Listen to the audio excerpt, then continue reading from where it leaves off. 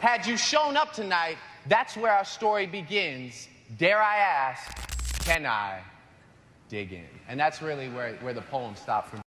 For someone of Drake's caliber with massive net worths and accomplishments, there is always a dark side. Flip that, and there is sometimes a heavenly side. Being in the industry for so long could derive a being of humanity and instill some vicious energy you never knew existed. Drake embodies the heavenly virtue of charity, described as the voluntary giving of help, typically in the form of money to those in need. From the viral hit God's Plan, he and his team gave away $1 million, which was set to be the budget for the video shoot. He further went on and gave $50,000 to a student for her tuition and an additional $125,000 to other causes. If you would count strip club money as charity, then he has sponsored lots of ladies' lifestyles. You know, I'm talking to Drake one time, and we having a conversation, and he's telling me about, you know, just going into the strip club, and he's like having this casual conversation with me, and he's like, yeah, you know, one day, you know, I go to the strip club, you know what I'm saying, and you know, I threw like 100, you know what I'm saying, it wasn't nothing crazy, you know. Then these other guys walked in there and they threw 30,000, and they just made it look like they threw 100, you know? He also joined the list of celebrities in contribution to those affected by Hurricane Harvey, among other hidden donations. On the flip side, Drake also embodies the sin of revenge, characterized as the action of hurting or harming someone in return for an injury or wrong suffered at their hands. You're probably familiar with the awkward kiss in the 2016 MTV Awards.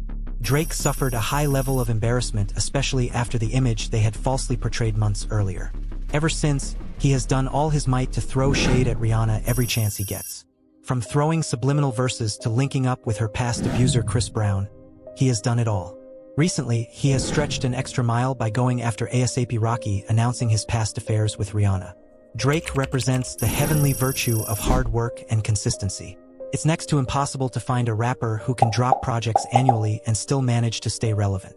They either fade out of relevance or gas out eventually. It's not a surprise that he has 16 songs surpassing the 1 billion streaming record on Spotify alone. Even after the devastating beef with Kodak, I'm confident to say the hit-making machine is most likely to drop a jewel of a project. Most would argue that his life's work is built on deception. In his once-anticipated beef with Meek Mill, he was exposed for using ghostwriters in excess.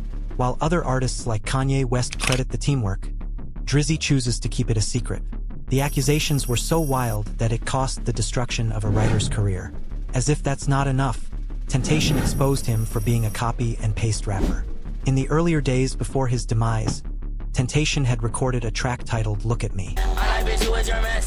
Can't keep my dick in my pants. It didn't make any buzz initially until Drake stepped in. I get my bro in advance. Love is just not in my plan. Not even taking a check. Drake was to make contact with Temptation's team for a said collaboration. He took advantage of the fact that Temptation was locked up and did a remake of the song coming up with KMT. Word spread to Temptation, who, unlike what most upcoming rappers would have done, he took it to Instagram live bashing Drake. Dude, just drop a diss on Drake and end his career. Bruh, nobody's gonna openly disrespect the fuck out of me and disrespect my craft when I'm 19 years old. That motherfucker, what is you, like 60? Like, you think I'm gonna let you take my shit and not say nothing? You can suck my... What happened next embodies the sin of wrath, described as strong, vengeful anger or indignation. A series of subliminals made people allege that Drake took hand in the demise of Temptation. The allegations were so strong that he was called for deposition in Temptation's murder case. Drake is among a list of rappers potentially appearing as witnesses in the murder trial of South Florida rapper XXX Tentacion. He obviously never made an appearance, but the move caused more suspicion. Using history as a prediction to the future, insanely famous people have been going down with their name tarnished. Bill Cosby, once a beloved TV dad, and tonight a judge now determining that he is a sexually violent predator. A fourth woman is now suing music mogul Sean Combs, claiming he sexually assaulted her. Despite getting a tattoo of Lil Wayne on his face, it was confirmed that he indeed got intimate with Wayne's lady while he was in prison. It was in Drake's early career where Wayne was still more of a coach to Drake, giving Drake the pass for the sin of deceit. He also perfectly fits the gloves of hypocrisy. By definition, it means the practice of claiming to have higher standards or more noble beliefs than is the case. Drake had marketed himself as some sort of feminist/lover boy over the past, mainly in his verses. His most recent beef with Kendrick had people looking at things from an investigative lens. Let's time travel back to 2014 when Drake's true nature was first exposed. A WNBA player named Skylar Diggins was on her rise and had quickly become the spotlight of the sports talk shows. The young Drake quickly caught interest in Skylar and did quote in an interview, "I never met Skylar, but I'm sure it would be extremely awkward if she shows up. She probably will not, cause he boyfriend will have her tied to a chair that night." As awkward as that last comment was, he got away with it using his stardom to the advantage. At this point, the OVO CEO felt invincible and did the unexpected months later at the 2014 ESPY. While wearing Skylar's jersey, he gave the MOT awkward speech in history. Can I dig in? It's been a while since I've had these visions. No need to be cavalier about things. I'm no Andrew Wiggins. Had you shown up tonight, that's where our story begins. Dare I ask, can I dig in? And that's really where the poem stopped for me. Oh my God. Skylar's reaction itself would start riling the internet.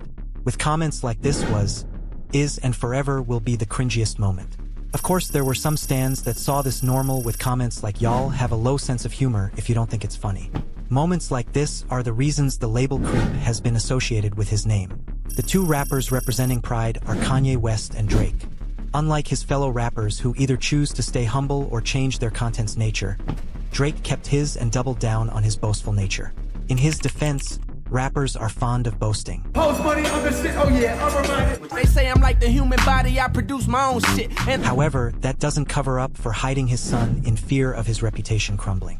Turns out he had intimate relations with an ex-corn star. No matter how beef ends, Drake has always came out slightly bruised. Drake also embodies the sin of lust, which is a psychological force producing intense desire for something.